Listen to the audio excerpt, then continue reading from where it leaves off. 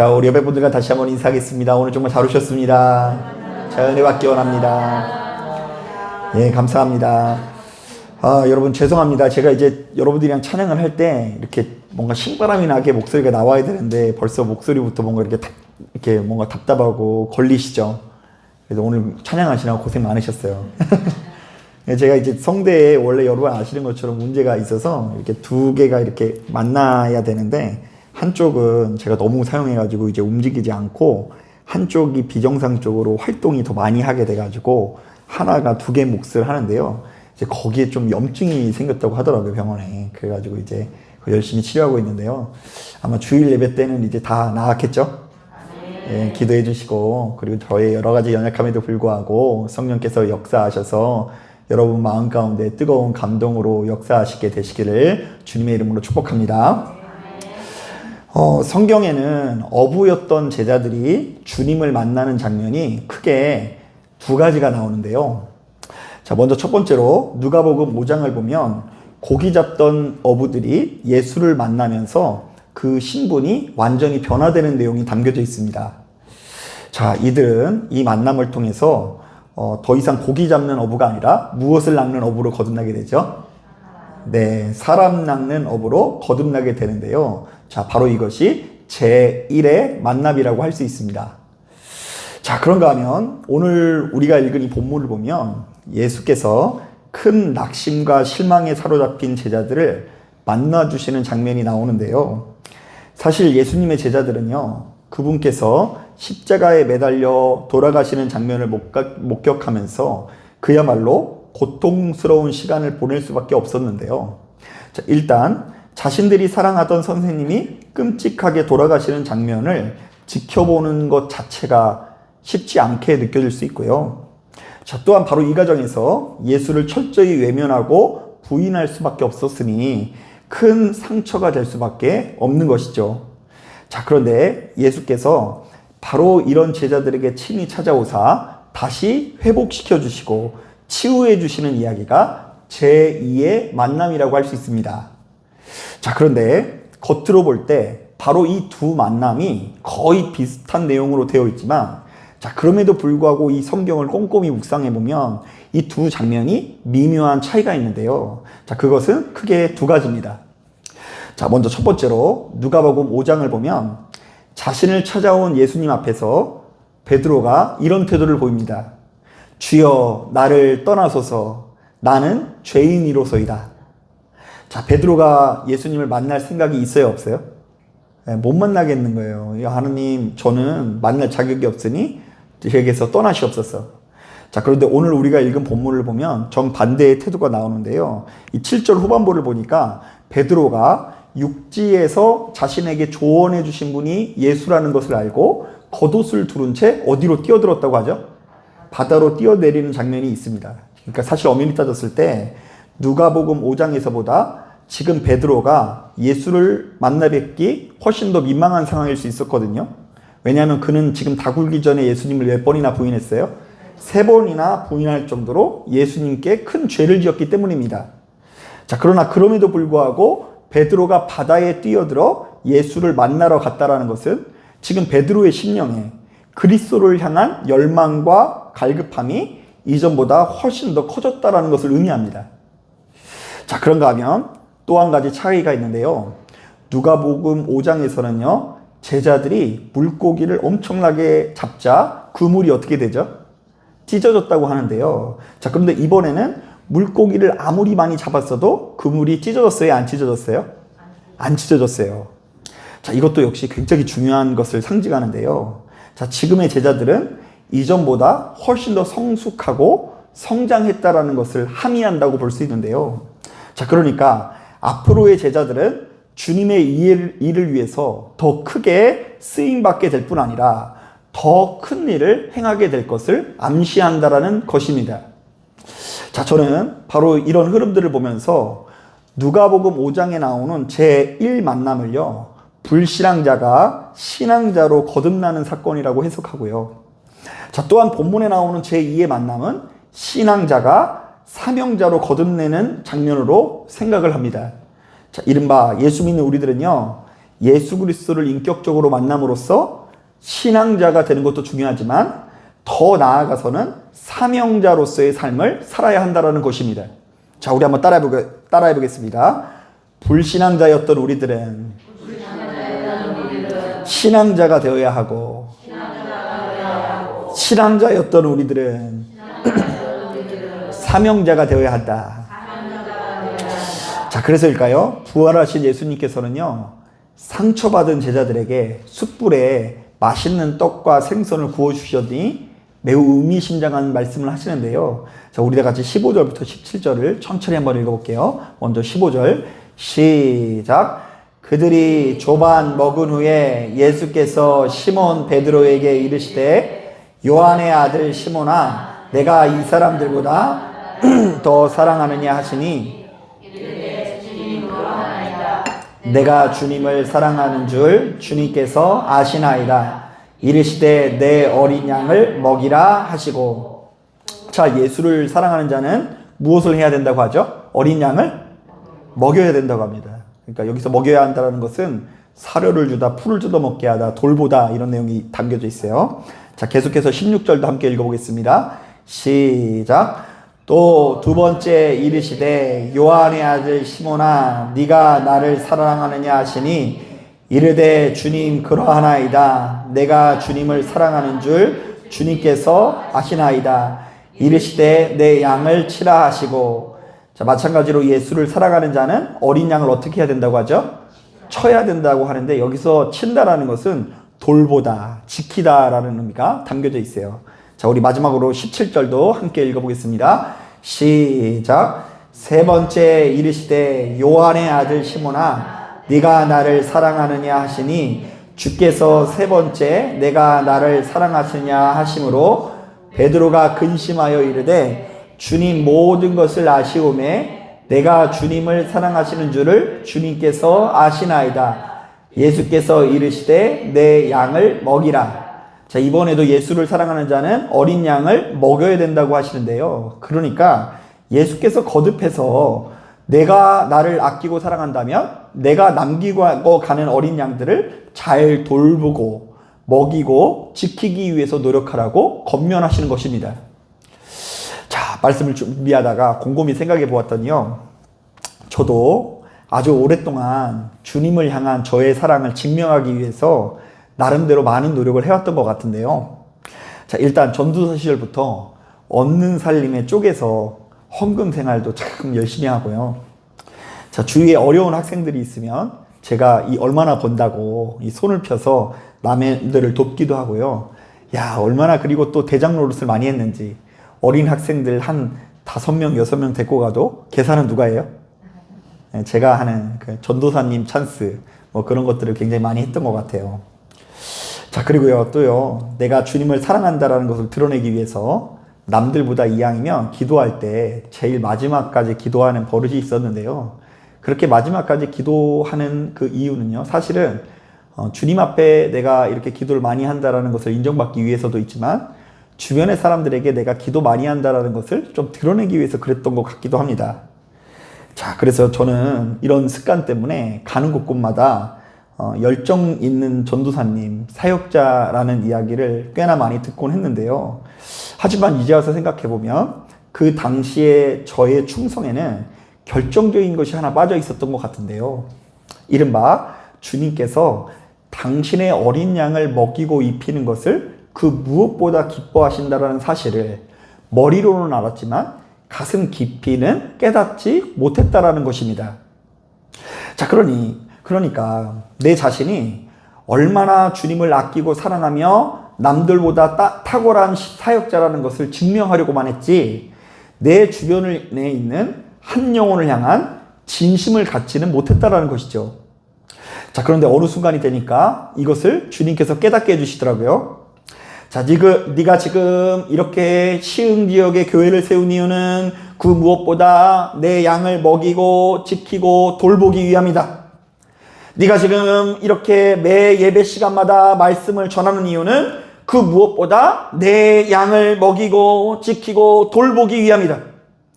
네가 지금 이렇게 기도를 하고 말씀을 묵상하면서 얻은 은혜를 주변의 많은 사람들에게 나누기 위해서 준 것인데, 그러니 너에게 주어진 은혜는 내 양을 먹이고 지키고 돌보기 위함이다. 그래서 이제는 제가 어떤 일을 할 때마다, 특별히 강단에 올라갈 때마다 한 영혼을 먹이고 지키고 돌보는 일을 최선을 다하게 해달라고 기도를 하곤 하는데요. 지금 이 자리에도 말씀을 전하기 전에 그렇게 기도했던 것 같아요. 하나님, 이 시간 전해지는 말씀을 통해서 당신의 어린 양들을 먹이고 지키고 돌봐 주시옵소서. 자, 저는 이런 이야기를 하면 그 1800년대에 태어난 윌리엄 보든 선교사님 이야기가 생각납니다. 자, 이분은 소위 말해 금수저로서 나면서부터 억만장자의 아들로 태어났다고 합니다. 여러분, 이 백만장자도 아니고요. 무슨 장자라고요? 억만장자인데 1800년대에 억만장자면 그야말로 뭐 대단한 사람이 아닐 수 없습니다. 자, 그런데 이런 그가 고등학교 때 예수를 영접한 이후에 부모님께 졸업 선물로 세계 여행 티켓을 받았다고 합니다. 더 놀랐죠? 그 고등학교 졸업했다는 선물로 세계 여행을 할 수 있는 기회를 준 거예요. 자, 그런데 이분은 이미 예수 그리스도를 영접한 사람이기 때문에 일반 사람들과 꿈꾸는 게 좀 달랐어요. 전 세계를 여행하는 중에 가난하고 헐벗고 굶주린 사람들이 너무 많다는 사실에 충격을 받고 막 가슴 깊은 곳에서부터 슬픔이 차오르고 눈물이 흘러나오는 경험을 했습니다. 자, 그래서 이때부터 이제 자신의 삶을 하나님의 영광을 위해서 드리겠다라는 결심을 하게 됩니다. 그리고는요, 아버지 회사의 후계자 자리를 포기할 뿐 아니라 전 재산을 기부하면서 자신의 성경책에 No reserve, 남김없이 라는 말을 적었대요. 그 성경 맨 앞에 남김없이, No reserve. 또한 이분이 그 뒤로 이슬람 지역의 선교를 위해서 아랍어를 배우기 위해서 이집트 카이로 들어갔다가 거기서 그만 뇌수막염에 걸려서 고통을 겪는데요. 바로 그때 자신의 성경책에 No retreat, 그러니까 후회 없이라는 말을 적어 놓았다고 합니다. 자, 그러니까 뇌수막염 걸렸으면 바로 고국으로 돌아가라고 할 텐데 이분은 후퇴한다 안 한다? 후퇴 안 한다. 거기 적어 놓은 거죠. 자, 그러다가 결국 그 병환을 이기지 못하고 25살의 어린 나이에 그 낯선 땅의 죽음을 맞이하게 되었는데요. 자, 그때 그 성경책에 또 하나의 새로운 단어가 발견되었어요. No regret, 후회 없이. 자, 그러니까 자신은 지금 여기서 죽더라도 후회가 있다 없다? 후회가 없다. 어쨌든 이제 겨우 25살밖에 안 된 청년이 그 꿈을 펼쳐보기도 전에 이역만리 타지에서 순교를 하였는데요. 자, 놀랍게도 그가 남긴 남김없이, 후퇴 없이, 후회 없이라는 말이 크게 화제가 되면서 당시 무수히 많은 청년들을 이 선교사로 작정하는 데 있어서 영향을 미쳤다고 합니다. 자, 이른바 내가 가지고 있는 모든 소유물보다 주님의 영광이 소중하며, 그러므로 예수 믿는 우리들에게는 물질도 한 영혼을 먹이고 입히고 섬기는데 쓸 수 있어야 한다는 메시지가 이역만리에 전해진 거죠. 자, 우리 한번 따라해 보겠습니다. 물질도 한 영혼을 돌보라고 주신 것이다. 여러분, 하나님께서 물질적인 축복을 주셨으면 좋겠어요? 자신 있게 하세요. 여러분, 하나님께서 물질적인 축복을 주셨으면 좋겠어요? 왜요? 어디다 쓰려고요? 한 영혼을 돌보기 위해서 쓰시려고 달라고 하시는 거죠. 그럼 주실 거예요. 그런데 만약 여러분 그거 삐딱한 마음으로 쓰실 사람이라면 하나님께서 안 주시는 게 축복인 줄로 믿습니다. 없는데도 이렇게 삐딱한데 있으면 얼마나 많이 빗나가겠냐고요. 차라리 없는 게 그게 축복일 수 있는 거예요. 믿음 안에서는. 저는 최근에 한 책을 읽었는데요. 이 책은 이제 막 코로나 시국을 벗어난 한국교회에 어떤 우선과제가 있고 가장 보완해야 되는 것이 무엇인지를 트렌드 보고서 방식으로 기술하고 있는데요. 자, 저는 이 책을 읽다가 유독 눈에 들어오는 부분이 있었습니다. 자, 이 책이 2024년 기독교 트렌드 조사를 했더니 놀랍게도 지금도 이단 종파들은 성장성이 상당히 높다고 합니다. 자, 교회는 계속 마이너스인데 이단 종파들은 계속해서 부흥하고 있어요.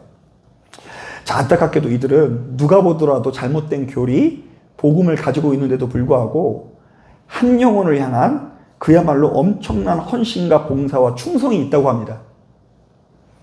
자, 그러나 이에 비해서 정통 교회들에서 이 직분자들은 이른바 하나의 거대한 기득권화 되어서 남들이 치고 올라오는 것을 견제하거나 자기 자리를 지키는 데 혈안이 되었지, 더 이상 내가 섬기는 교회 내지는 한 영혼을 향한 사랑과 헌신을 잃어버렸다는 내용입니다.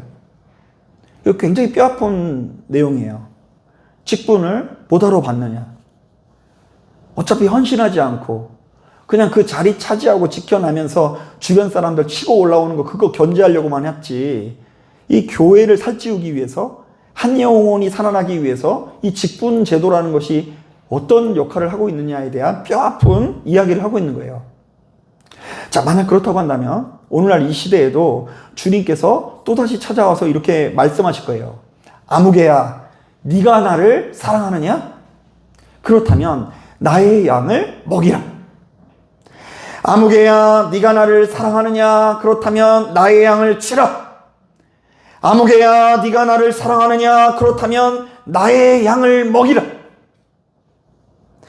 만약 우리가 사명자로 부름을 받았다고 한다면, 직분자로 부름을 받았다고 한다면 매사에 한 영혼을 돌보고 살피고 먹이기 위해서 노력해야 합니다. 그러나 우리가 바로 그러한 마음을 다 잊어버린 채 천금을 들여서 엄청난 예배당을 지으면 무슨 소용이고, 교회에서 가장 높은 자리, 좋은 자리를 차지한 채 이 사람 저 사람한테 떵떵거리만 하면 뭐 하겠습니까? 우리가 주님을 아끼고 사랑한다면 바로 그 사람은 반드시 한 영혼을 향한 사랑으로 표출되어야 하는 것입니다. 자, 그러니까 여러분, 사역은 정치적인 감각으로 하는 게 아니에요. 정치적인 욕망으로 하는 것이 아니라 한 영혼을 향한 사랑으로 해야 되는 것인 줄로 믿습니다. 제가 최근에 바로 이러한 사명감을 가지고 살아가는 것이 중요하다는 것을 뼈저리게 느낀 적이 있는데요. 자, 제가 주변 목사님들과 차를 마시던 중에 우연히 그 모임에서 첫 단독 목회지에 대한 이야기가 나왔어요. 이 다른 교단은 그렇지 않은데 제가 속한 감리교단은요, 고약하게도 이 안수받기 위해서는 꼭 단독 목회를 나가야 되는 규정이 있었어요. 지금은 없어요. 지금은 사라졌는데 제가 나갈 때만 해도 안수받기 위해서는 무조건 단독 목회를 해야 됐거든요. 그러니까 이제 비교적 목사님들이 단독 목회 경험들이 굉장히 많아요. 자, 그런데 서로 이야기하다 보니까요, 그 자리에 계신 목사님들이 하나같이 단독 목회할 때 그때 그 기억을 자신의 인생에서 가장 행복하고 아름다운 기억으로 가지고 계시더라고요. 여러분 잘 알고 계신 것처럼 대개의 경우 첫 단독 목회지는 호락호락하지가 않아요. 도시회 같은 경우에는 이 상가에서 대부분 시작되는데요, 박봉에 상가 임대료를 이렇게 감당해 나가는데 오로지 그 모든 것을 누가 감당해요? 목사님께서 감당하셔야 돼요. 자, 그리고 함께하는 성도들도 많지 않아 수시로 고독과 외로움, 무력감이 찾아오게 되어 있어요. 여러분 아무도 없는 예배당에서 혼자 예배 드려보셨어요? 그 예배 드리는 것도 어려운데 설교하는 거 얼마나 어려운 줄 아세요? 그래서 이제 혼자서 설교하고 예배하고 기도하고 이러면서 교회를 섬겨나간다는 게 보통 무력감을 느끼는 게 아니에요. 한두 번은 열심히 해요. 근데 한 달만 딱 지나면 내가 여기 왜 있는 걸까? 이거 경험해보지 않는 사람 아니면 모릅니다. 꾸준히 하는 것 자체가 쉽지 않아요. 게다가 어쩌다 이렇게 힘없는 교회에 한두 사람이 오면은요, 오기도 오지만 나갈 때는 진짜 썰물처럼 싹 빠져나가는 경우도 많은데, 그때가 되면 진짜 머리가 혼란스러우면서 공황장애 비슷한 게 와요. 사람에 대한 신물, 그 사람에 대한 배신감, 쓸쓸함 이런 것들이 많이 있어서, 사실 이제 저도 이제 그런 단독 목회만 한 10년 넘게 하다 보니까 이제 막 그런 곳에서 막 이골이 나는 것 같아요. 이제 사람이라는 것 자체보다 이제 하나님을 바라봐야 되는구나, 이런 마음이 있어요. 자, 그런데 이렇게 들으면 되게 고생만 하는 것 같잖아요. 그런데 우리는 어떤 이유로 이 척박한 목회지에서의 기억을 가장 행복하고 즐거운 기억으로 가지고 있는 것일까요? 자, 이런 거 보면 사람이 떡으로만 사는 존재가 아니라는 것이 너무나 분명해집니다. 자, 우리들은 모든 물질과 풍요로움과 쾌락을 넘어서는 초월적인 가치, 사명감을 가지고 있어야 되는데요. 오늘 우리가 읽은 본문은 그 중에서 한 영혼을 향한 사랑을 제시하고 있습니다. 자, 사람이 떡으로만 살아가는 것이 아니라 모든 가치를 초월하는, 모든 물질과 풍요로움을 초월하는 나만의 사명감이 있어야 된다. 자, 오늘 우리가 읽은 본문은 그 중에서 무엇을 제시하고 있다고요? 한 영혼을 향한 사랑을 제시하고 있어요. 그리고 주님께서는 바로 이것을 위해서 당신의 제자들을 만나주시면서 이렇게 말씀하십니다. 사랑하는 아들과 딸아, 내가 나를 사랑하느냐? 그렇다면 나의 양을 먹이라, 치라, 찢기라. 나를 향한 사랑은 한 영혼을 향한 사랑으로 표출되어야 한다. 실제로 바로 이런 사명을 자각한 사람들은 그의 인생이 시간이 지나면 지날수록 무료해지고 쓸쓸해지고 재미없어지는 것이 아니라 점점 더 풍성해질 수밖에 없는데요. 이른바 오라는 데는 없어도 갈 데는 많은 역사를 누리게 되어 있어요. 그럼 오라는 데 있어요, 없어요? 없어도 돼요. 괜찮아요. 갈 데가 많아요. 왜요?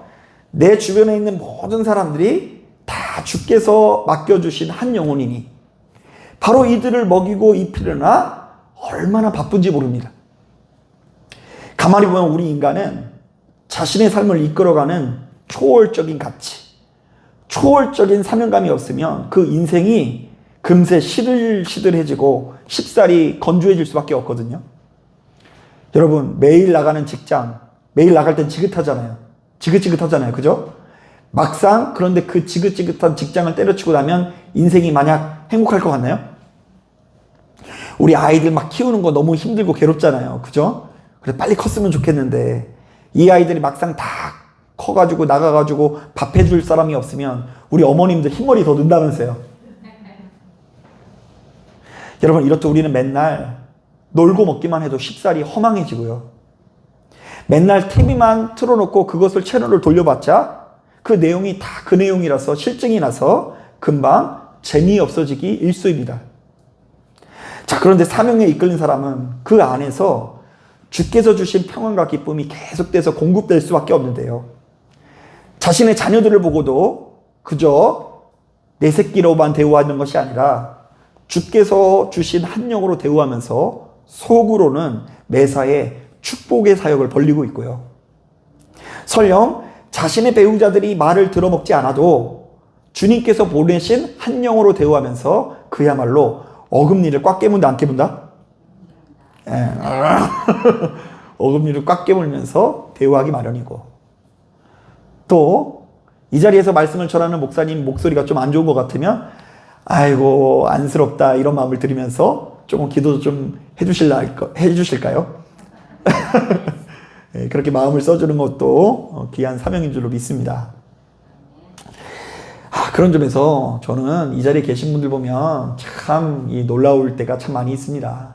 이게 가만히 보면 제가 알게 모르게 우리 전순희 권사님도 보면은 아이고 우리 주변의 사람들 도움이 필요한 사람, 신방이 필요한 사람이 있으면 찾아가서 아는 척 해주시고 만나주시고 이런 것들이 들려올 때마다 얼마나 기쁜지 모르고요. 진짜 이 분야에서 진짜 가장 특화되어 있는 분은 우리 서 권사님이라는 생각도 들기도 해요. 그냥 어쩌면 보는 사람마다 다 우리 예진교회 올 사람인지 그런 덕분에 이제 교회가 굉장히 풍요로워지고 한 사람 한 사람 보내주는 역사를 볼 때마다 감동스러울 때가 참 많이 있습니다. 자, 사랑하는 여러분, 오늘날 우리들은 비신자였던 우리들이 예수를 만나 신자로 변화된 경험을 굉장히 크게 여깁니다. 그래서 나 지금 주님 만났다라는 거예요. 주님 만나서 경험한 체험과 능력을 그래서 소중히 여기면서 간증을 해요. 자기가 어느 기도원에 가서 불같은 성령님을 만났다. 자기가 예수님 만난 덕분에 회개를 했다. 방언을 받았다. 이 굉장히 놀라운 이 기적과에 대한 간증들을 많이 가지고 있어요. 하지만 우리들에게는 이와 동시에 제2의 만남이 필요한데요. 바로 이것은 신자였던 우리들이 사명자로 거듭나는 변화입니다. 자, 여러분, 사람이 떡으로만 사는 것이 아니라 모든 것을 초월하는 가치, 사명감이 있어야 하고요.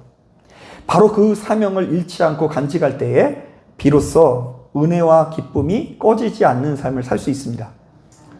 자, 저도 이 설교가 일이 아니라 사명감이 되어야 되겠죠. 자, 그리고 여러분들이 하고 있는 직업이든 무엇이든 간에 그게 그냥 빨리 끝내버려야 되는 일이 아니라 사명이 있을 때에 여러분들의 삶을 이끌어갈 수 있는 원동력이 될 수 있는 것입니다. 그렇기 때문에 여러분 가만히 보면 젊은이일지라도 사명감 없이 살아가는 젊은이들은 이 노인과 같은 삶을 살고요. 마냥 노인 겉으로 보았을 때는 노인 같을지라도 꺼지지 않는 사명감을 가지고 있다고 한다면 누구보다 힘 있는 삶을 살아가는 걸 볼 수 있습니다. 여러분 이것을 기억하시고 시간이 흐르면 흐를수록 그리스도를 향한 사랑이 한 영혼을 향한 사랑으로 표출되기를 주님의 이름으로 축복합니다. 아멘. 자, 기도하겠습니다.